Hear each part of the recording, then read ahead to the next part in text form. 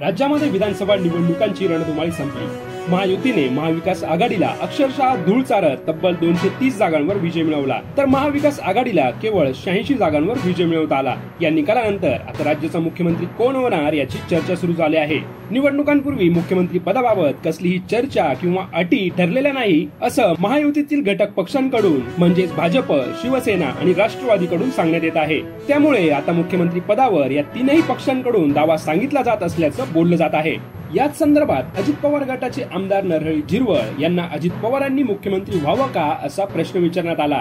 त्यावर उत्तर देताना झिरवळ म्हणाले, अजितदादा मुख्यमंत्री व्हावेत ही माझ्यापेक्षा जनतेची इच्छा आहे, परंतु आपण महायुतीमध्ये असल्याने याचा निर्णय नरेंद्र मोदी आणि अमित शहा घेतील आणि तो सर्वांना मान्य करावा लागेल, असं उत्तर झिरवळ यांनी दिलं। यासोबतच बोलताना नरहरी झिरवळ यांनी एक मोठा दावा केला आहे।